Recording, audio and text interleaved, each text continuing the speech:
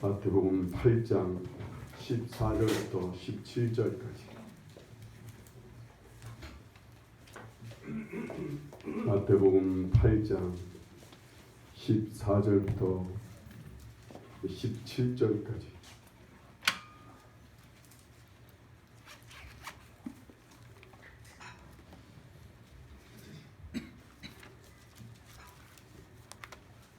우리 다 같이 함께 한 목소리로 함께 다 같이 읽었으면 좋겠습니다. 봉독하겠습니다. 예수께서 베드로의 집에 들어가사 그의 장로가 10명으로 달아놓은 것을 보시고 그의 손을 만지시니 10명이 떠나가고 10명이 떠나서 예수께 수종들더라. 저물림의 사람들이 귀신 들린 자를 많이 데리고 예수께 오거늘 예수께서 말씀으로 귀신들을 쫓아내시고 병든 자들을 다 고치시니 이는 선지자 이사야를 통하여 한때 말씀에 우리의 연약한 것을 친히 감당하시고 병을 짊어지셔도다 함을 이루려 하십니다. 아멘. 너무나 큰 도움을 받아서 죽도록 잊지 못할 사람, 너무나 큰 도움을 받아서 너무나 고마운 사람, 이런 사람을 은인이라 그러죠. 여러분에게 이런 잊을 수 없는 은인이 있습니까? 특별히 또 나한테 아주 큰 도움을 주고 크게 느낄 만큼 귀한 가르침을 주고 내 인생에 큰 영향을 준 사람을 우리는 은사라 그렇게 표현합니다. 좋은 귀한 여러분에게 정말 그런 은사가 있습니까? 이거 있는 사람들은 그래도 행복한 사람이죠. 그죠? 살면서 은인을 만나고 살면서 은사를 만나서 그 은사를 통해 큰 영향을 받은 사람들 참 귀한 사람들입니다. 어떻게 보면 복된 사람이에요. 여러분 우리 대부분 우리에게 가장 큰 은인이 있다면 누구예요? 아마 부모님이 있을 거예요. 아니면 그런 특별한 사람일 수도 있어요. 부모님이 은인인 사람 이것도 참 복 있는 사람이에요. 그 부모가 또 은사인 사람도 있어요. 정말 복 있는 자식입니다. 그렇지 못한 사람들도 있죠. 특별한 사람이 은인일 수가 있어요. 내가 하지만 잊지 못하고 생각나는 은인이나 은사가 없어도 실은 내가 이제까지 살면서 내게는 보이지 않는 은인이 있었고 실은 보이지 않는 은사가 있었어요. 이들은 내가 여기까지 오는데 잘 드러나지 않았지만 내게 도움을 많이 준 사람들이 있어요. 이들이 있어서 내가 살 수 있었어요. 실은 드러나지 않고 나타내지는 않지만 나를 조용히 뒤에서 도와주고 나를 붙들어주고 나를 세워준 정말 은인이 알게 모르게 많이 있습니다. 실은. 그래서 여기 서 있는 거예요. 근데 이런 사람들이 이제는요 우리 인생에 있어서 이런 사람들이 많지는 않지만 어쩌다 있는 거죠. 이런 사람들은 소수입니다. 문제는 이런 사람들이 다 과거의 사람들이에요. 지나간 시절에 있었던 사람들인 거예요. 오늘 현재, 오늘 지금은 그런 사람들이 없다는 게 좀 문제지. 나를 돕기 위해서, 나에게 은혜를 끼치기 위해서 나를 통해 기다리고 있는 사람 지금은 없어요.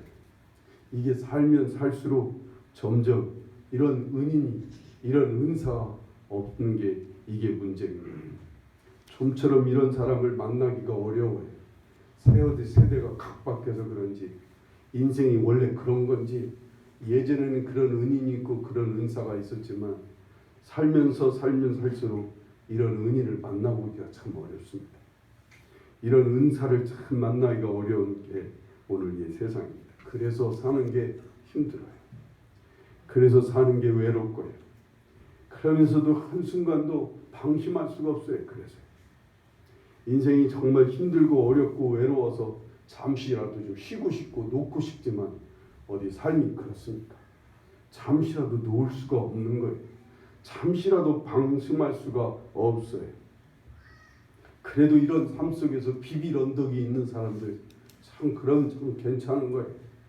비빌 언덕이라도 있어서 내가 어려우면 도울 사람이 있고 나를 그래도 지켜봐주고 나를 때로는 위로해 줄 사람이 있다면 이건 정말 그래도 조금은 괜찮은 숨 좀 쉴 수 있는 사람들이에요. 그래도 숨을 쉴 만해요. 그런데 인생이 점점 이런 사람들이 없어집니다. 점점 이런 사람들은 이제 내 곁을 조금씩 떠나고 하니 없어요. 왜? 다 각각 자기의 삶을 살기 때문에. 나로 하여금 숨 쉴 만한 이유가, 숨 쉴 수 있도록 나를 붙들어주고 내 곁에서 나를 도와주는 사람 그렇게 많지 않아요. 아니 점점 없어요. 왜요?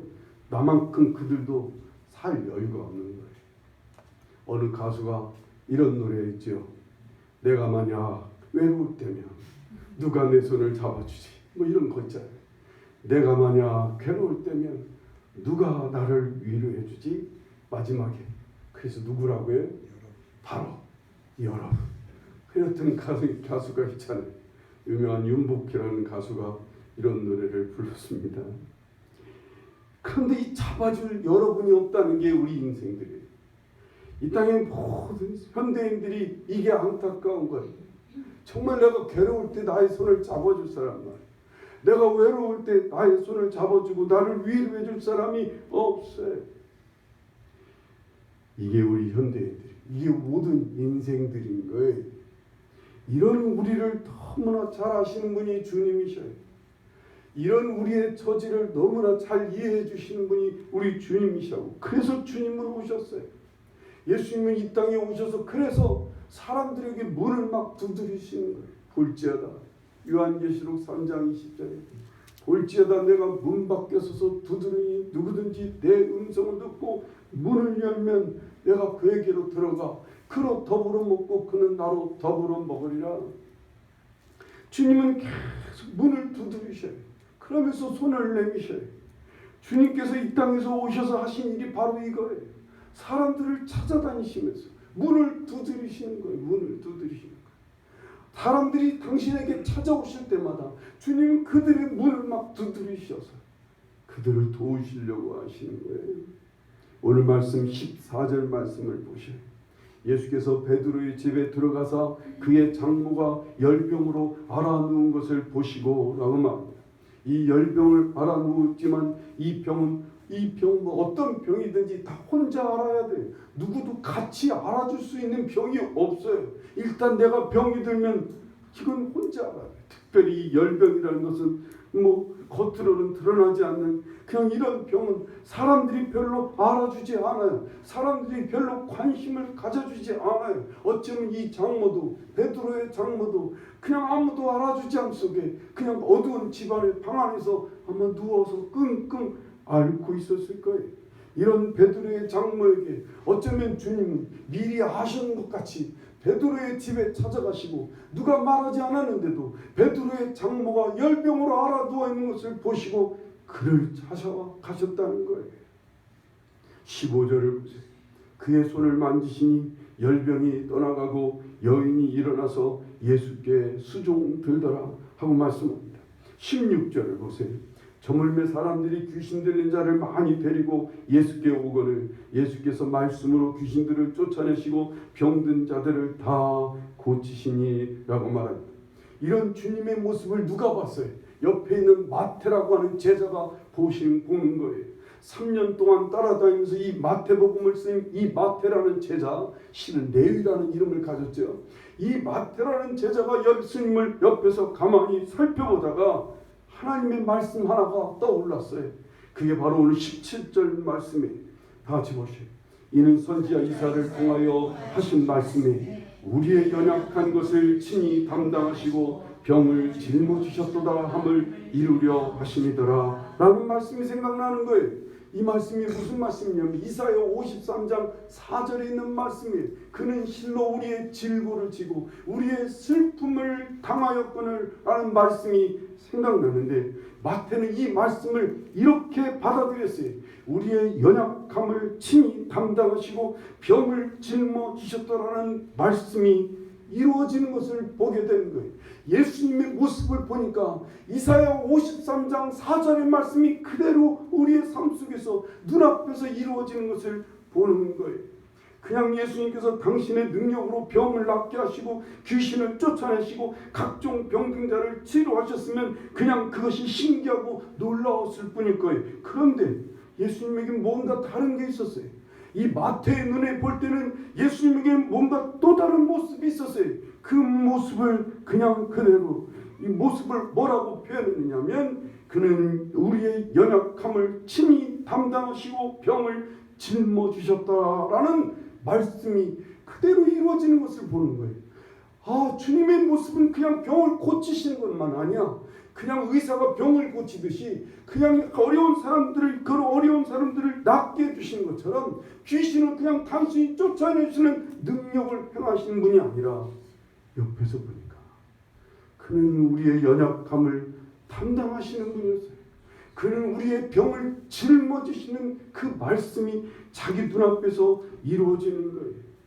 예수님은요, 당신에게 찾아오는 병자나 귀신 들린 자나 누가 찾아오든 그는요, 그 만나는 모든 찾아오는 병든 자를 향해 어떤 사람이 누구에게든 주님은 그들을 정죄하지 않으셨어요. 그들을 책망하시지도 않으셨어요. 여러분, 보통 의사한테 우리가 찾아가면 어떤 의사들은요, 왜 몸 관리를 이렇게 못했느냐고 막 혼냅니다. 특히 제가 가는 병원 의사가 그래요. 가끔 제가 찾아가면 몸 관리를 이렇게 못했냐고 막 책망부터 합니다. 막 혼을 내놓고서는 아니 내가 돈 내고 가는데, 아니 돈 내고 치료받는데 실컷 혼나고 그리고는 처방전을 막 써줘요. 다시는 가고 싶지는 않는데 또 몸이 아프니까 어떻게 가야지요. 그런데 예수님은 그러시지 않아요. 그러시지 않다고요. 여러분, 어떤 엄마들은요, 아이가 넘어져서 엎어집니다. 그러면 엎어지면 막 옷이 다 더럽혀지잖아요. 그러면 아이를 막 세워놓고서는 막 털어주면서 막 혼을 내요. 왜 넘어지느냐고, 왜 칠칠치 못하게 넘어져갖고 옷을 이렇게 더럽히느냐고 막 때려가면서 혼내는 그런 엄마도 있어요. 그런데 이와 반대로 아이가, 어린아이가 이제 막 태어나서 몇 개월 안 되면 아이들이 그냥 똥오줌을 싸잖아요. 그런 엄마나 참 부모는요, 얼른 그 기저귀를 막 갈아줍니다. 옆에서 냄새 맡아보면 아주 냄새가 역겨운데도 그 갈아주는 엄마 아빠들은 전혀 역겨워지를 않아요. 아이고 우리 애기 똥 쌌네, 아이고 우리 애기 오줌 쌌네. 막 똥 싼 게 너무 잘한 거예요. 그죠? 오줌 싼 게 너무나 기특한 거예요. 이쁜 거예요. 그러면서 막 기쁜 마음으로 치워주는 거예요. 왜요? 그 아이들은 자기 스스로 소대변을 가릴 수가 없는 거예요. 이 아이들은 너무 어려워서 혼자 그것을 치울 수가 없는 연약한 상태이기 때문인 거예요. 예수님이 그러신다. 우리가 아무리 크고 똑똑하고 경건한 척해도 우리는 넘어질 수밖에 없는 존재. 우리는 매우 연약한 죄인인 거예요. 우리는 너무나 연약해서 너무나 정말 쓰러지고 넘어질 수밖에 없는 것을 너무나 잘 이해해 주시기 때문에 주님은 누가 찾아가든 어떤 사람이든 그분은, 주님은 말없이 그 연약함을 담당해 주시고 그의 병을 짊어주신다, 그 말입니다.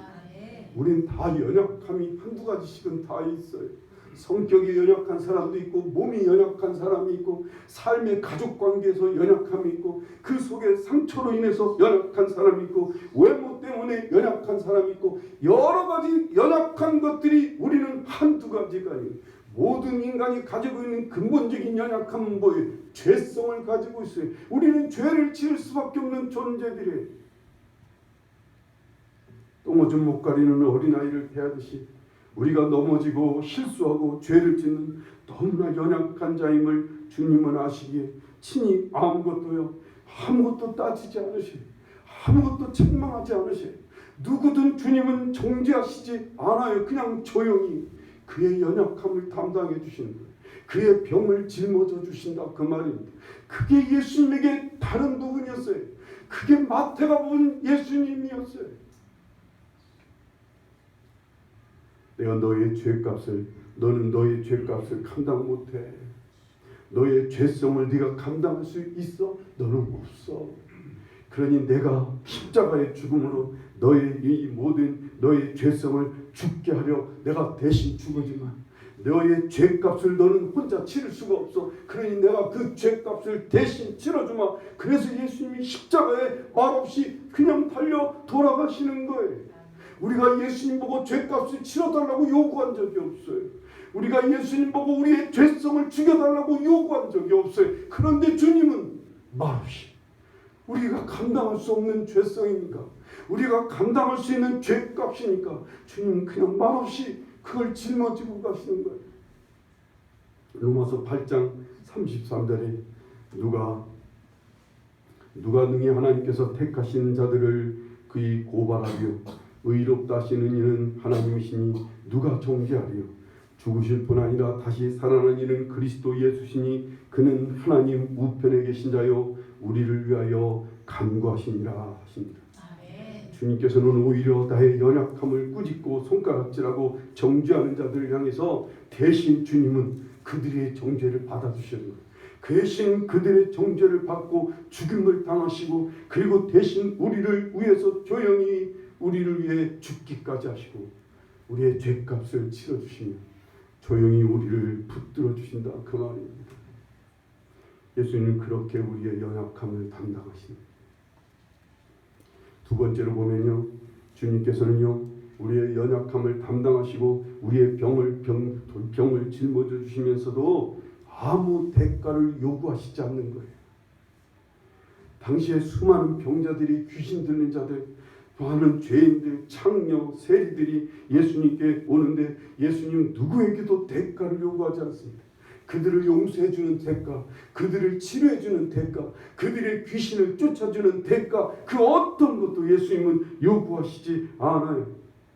이것이 진정으로 연약함을 담당하시는 모습이었어요. 오히려 예수님은 대가를 요구하는 것뿐만 대가를 요구하는 게 아니라 오히려 그 대가를 치러주시는 분이었어요.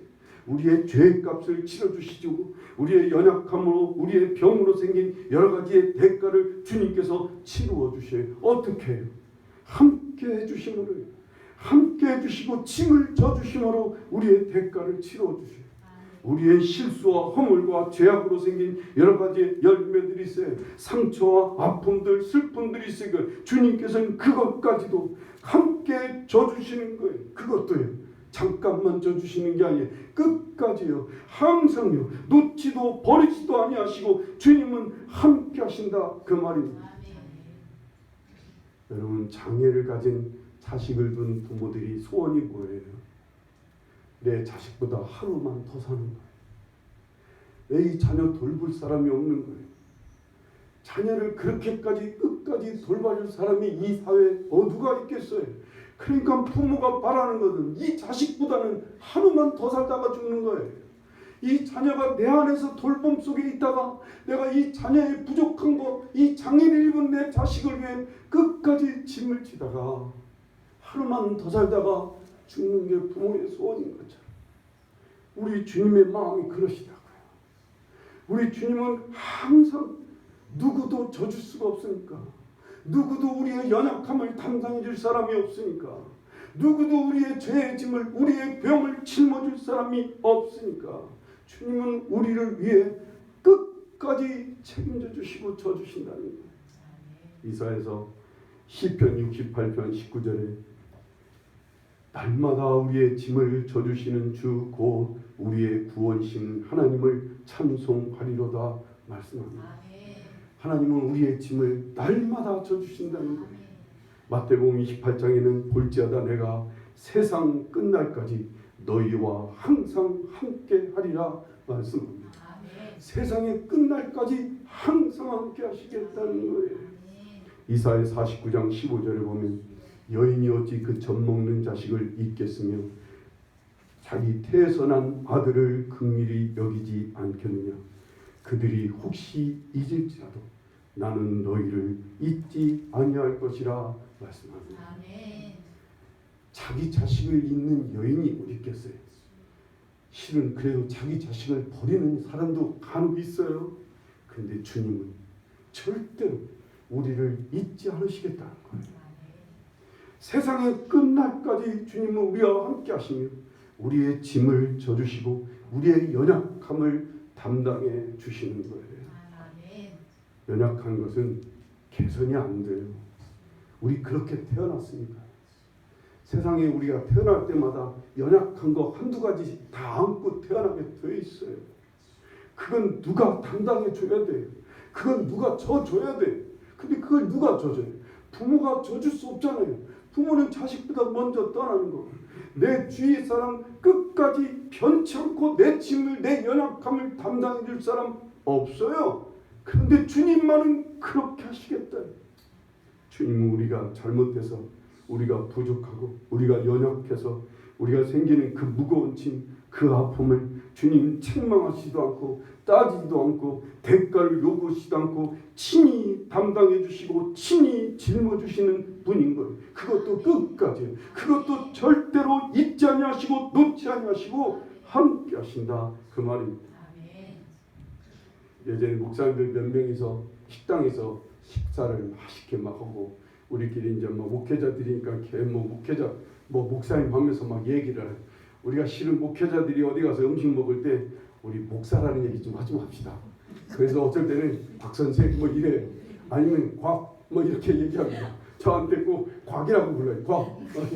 어이 거기 있는 것 좀 갖고 와. 뭐 이렇게 어이 곽 뭐 이렇게 얘기를 하다가 어느 날 부지 중에 가다 보면 다 목사님 얘기 나와요. 식사 맛있게 하고 나서 이제 값을 치려고 딱 가보니까 누가 값을 치렀다는 거예요. 누가 치렀어요? 아니 어떤 분이 그냥 우리들 식사비를 다 내고 가셨다는 거예요. 누군지도 모르지만 그래도 목사라고 식사를 그냥 값없이 드러나지 않게 계산해주고 간 그 성도가 너무 고마운 거예요. 혹시 여러분 그런 기회 있으면 한번 해보세요. 마음이 무척 따뜻하고 위로가 되는 거예요. 위로가 돼요. 주님이 그러신단 말이에요. 주님께서 그러신다고. 주님께서는 지금도 앞으로도 계속 드러나지 않게 당신이 했다고 자랑하지도 않아요. 당신이 우리에게 지어진 짐에 대해서 대가를 요구하시지도 않아요. 그냥 조용히 우리의 연약함을 담당해 주시는 분입니다. 제가 우리 딸이 아이를 낳아서 애가 처음에 낳고 보니까 제가 자식을 키울 때 난 잘 몰랐는데 세상 우리 딸이 아이를 낳고 보니까 아이가 막 잠도 못 자지요, 안 자지요, 막 틈을 주지 않고 울고 막 앵며 힘들어하는 것을 보니까, 근데 마침 또 그때 우리 집사람도 몸이 아프니까 이제 웬만하면 난 거예요. 우리 집사람이 딸이 힘들어하니까 뭐 찾아가 보라고. 그러면 마지못해서 제가 막 딸 집에 한번 혼자 가봅니다. 가보면 아니나 다를까 밥도 못 먹고 있어요. 뭐 씻지도 못하고 애하고 실험하고 있느라고 막 힘들어서 어쩔 줄 모르고, 집안은 무슨 집안은 전체가 무슨 전쟁 방금 치른 것처럼 전쟁터에 막 온 것 같은 그런 집에 아이를 놓고 힘들어하는 모습을 보니까 얼마나 딱한지 막 제가 아이를 안고 봐줍니다. 그 시간에 막 이제 가서 씻고 그 시간에 막 밥을 먹고 한 끼 그렇게 먹는 거예요. 잠깐 앉아서 아이를 봐주고 그러고 나오면 그 시간에 그냥 그 아이 딸아이는 막 아이를 놓고 한시도 눈을 떼지 못하고 있다가 잠시 쉬고 잠시 밥을 먹고 뭐 그러는 시간을 갖는 것 같아요. 제가 그러고 나오면서 야, 우리 집사람도 많이 힘들었겠구나. 내가 8알은 내가 키웠다고 말은 하지만 실상은 혼자서 많이 애썼겠다. 우리 집사람도 친정엄마가 시골에 있으니까, 친정 부모가 시골에서 농사를 지니까 한 번도 와서 도와준 적이 없거든요. 그냥 오로지 내가 옆에서 도와준 것 뿐이었는데, 제가 뭐 앞에 출근하고 나가면 하루 온종일, 실은 제가 또 밤에 막 또 기도한답시고 또 교회 종탑에 올라가서 밤새도록 기도를 하니까 그때 뭐 아이를 혼자서 다 봤겠죠. 힘들었겠다 생각이 들고요. 우리 성도들 가만히 생각해보면 얼마나 힘들었겠어요. 성도들, 우리 특히 여자 성도님들 아이 키울 때 얼마나 힘들었겠어요. 누가 도와줄 사람 없고 누가 살펴줄 사람 없었던 그런 성도들이라면 더군다나, 친정 부모가 옆에 있는 것도 아니고 오로지 혼자서 아이를 보려면 엄들 얼마나 힘들었겠어요.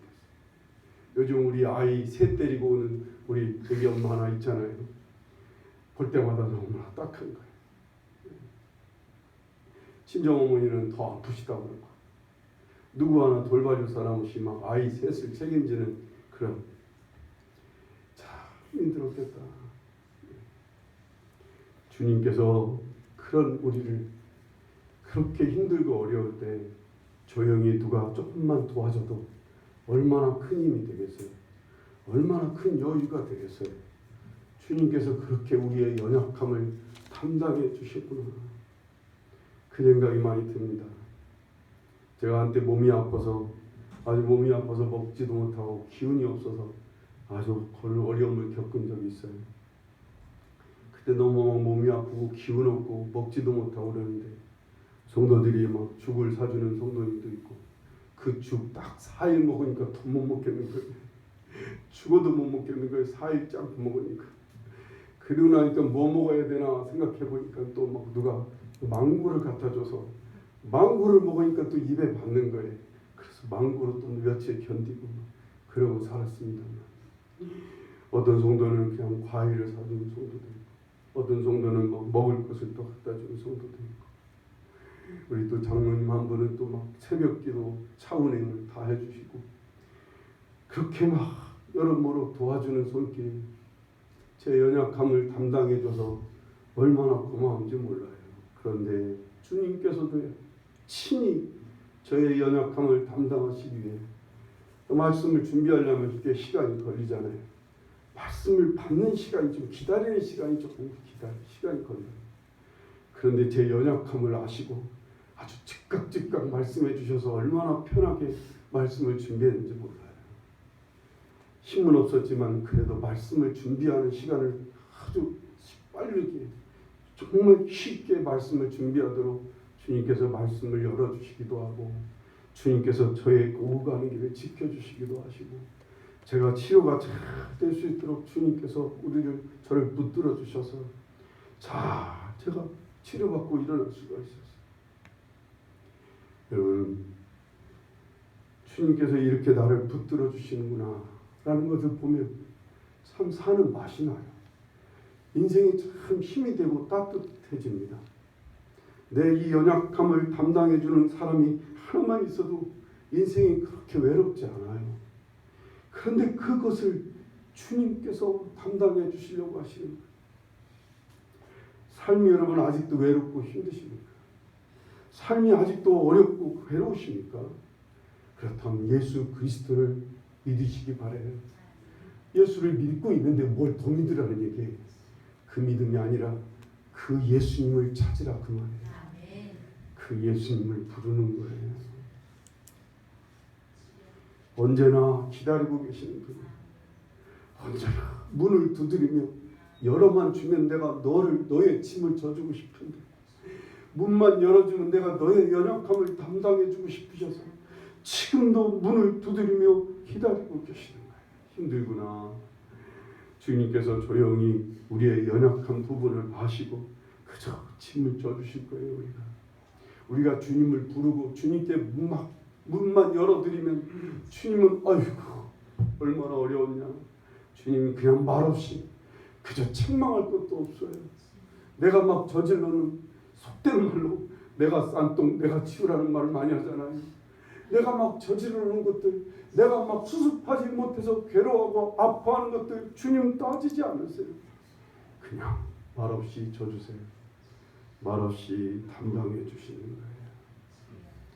오늘 이 예배 시간이 늘 이런 주님에 대해서 감사하고 이런 우리 하나님의 은혜에 감사하며 영광을 드리는 시간이 될 수 있기를 간절히 바랍니다. 예배가 그래서 감사한 거예요. 한 주간 동안 하나님이 나의 연약함을 담당해 주셨어요. 한 주간 하나님이 나를 도와주셨어요. 나 같은 사람의 짐을 져주셨어요. 보이지 않게 정말 드러나지 않게 하나님이 나를 도와주셔서 때로는 보이는 사람을 통해 환경을 통해 친히 내 짐을 져주신 거예요. 친히 내 연약함을 담당해 주신 주님을 생각하면 삶이 그렇게 따뜻할 수가 없어요.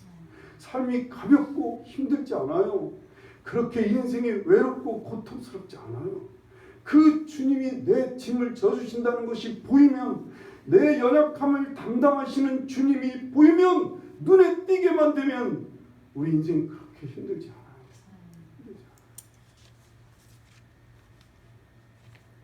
그런데 우리가 주님을 찾아보면요, 이 눈이 열려요. 보이지 않는 주님이 보이기 시작해요. 조용히 내 짐을 져주시고 내 연약함을 담당하시는 주님이 막 눈에 띄기 시작해요. 그래서 참 따뜻해집니다. 어쩔 때는 막 사람을 보내서 내 연약함을 담당해 주세요. 이제까지 내 옆에서 말없이 내 짐을 지고 있는 사람을 보여주세요. 그 존재를 알게 해주세요. 그가 얼마나 고마운지, 주님이 이런 사람을 나한테 보내주신 게 얼마나 감사한지, 정말 주님 은혜가 그렇게 고마울 수가 없어요. 우리 그렇게 주님 안에서 따뜻하고 가볍고 쉬운 삶을 살 수 있기를 간절히 바랍니다. 우리의 연약함을 담당해 주시는 주님을 부르세요. 우리의 연약함을 짐을 져주시는 주님을 찾으시라고요. 그게 예수 믿는 거예요. 그게 예수 믿는 거예요. 늘 그 주님이 우리 곁에서 막 문을 두드리고 계세요. 그 문만 열어주세요. 우리가 그래서 주님이 내 연약함을 담당해 주시고 짐을 져주셔서 우리가 좀 가볍고 쉬운 삶을 살고 힘을 내기 시작하면 주님은 나에게 말씀하셔요. 갈라디아서 6장 2절 우리 다 같이 한번 읽어볼까요? 너희가 짐을 서로 지라 그리하여 그리스도의 법을 이루리라. 우리가 이제 정말 살만해지면, 우리가 조금 힘을 내면 주님은 금방 우리에게 그렇게 짐 좀 져주라고, 연약한 자의 짐을 네가 좀 져줘라. 주님 우리를 막 보내셔요. 우리를 막 이끌어가세요. 우리 그때마다 기쁜 마음으로 주님의 인도하심을 따라 다른 사람의 짐을 져주는, 그래서 정말 그리스도의 법을 이루고 하나님 나라를 이루는 여러분과 제가 되기를 간절히 바랍니다. 크리스찬들은 최소한 이 힘이 있어야 돼. 이 힘이. 아니, 이 힘을 얻는 사람이에요. 기본적으로 예수 믿는 사람들은 가장 기본적으로 이 은혜 속에 사는 사람이요. 이건 누구나 받을 수 있는 거예요. 예수님을 믿기만 하면, 예수님을 부르기만 하면 누구나 이 힘을 얻고 살 수 있는 자격이 있어요. 우리 그런 특권이 있어요. 이걸 못 누리고 세상 사람처럼 그렇게 힘들게 살면 안 돼요. 우린 주님을, 내 연약함을 담당해 주시는 그 주님을 통해서 우린 날마다 힘을 얻고 최소한으로 한 사람이라도 짐을 져주는 사람이 되어야죠. 세상에 나가 누구한테 짐이 돼서는 안 되지. 가족에게 짐이 돼서는 안 되지. 무겁게 하고 삶을 힘들게 하는 사람이 돼서는 안 되겠죠. 그래도 누군가의 짐을 좀 져줄 만큼 기본이라도 좀 갖춘, 기본이라도 힘을 얻고 살아가는 정말 가장 정상적인 크리스찬이 될 수 있기를 간절히 바랍니다. 약탈자같이 그냥 세상이나 가족들한테 계속 달라고 하고 계속 요구만 하고 뺏기만 하고 그저 그냥 내 것만 취하려고 하고 그냥 내 상처만 아프다고 호소만 하지, 누구에게 따뜻하게 그 사람의 연약함을 담당해 주지 못하는 크리스찬들이 이 땅에 많아지니까 세상이 살기가 더 각박한 거예요. 왜 예수 믿는 사람들은 내 주위에 많은데 왜 이렇게 사는 게 각박합니까? 예수 믿는 사람들조차도 힘들어서 그래. 예수 믿는 사람들조차도 너무나 외롭고 힘들어. 내가 괴로울 때 누가 내 손을 잡아줄까? 그러고 앉아있으니 문을 두드리고 계시는 주님이 계시는데, 우리의 연약함을 담당해 주시려고 지금도 문 두드리고 계시는데 그냥 그분에게 문만 열으시라. 그냥 그분을 부르기만 하시고 그냥 그분을 찾기만 하는 거예요. 그 주님이 우리의 연약함을 담당해 주신 것이 막 보이기 시작할 겁니다. 그래서 여러분의 삶이 정말 따뜻하게 힘을 얻고 다른 사람의 짐을 잘 져주는 복된 삶이 이어질 수 있기를 간절히 축원합니다. 기도하시겠습니다.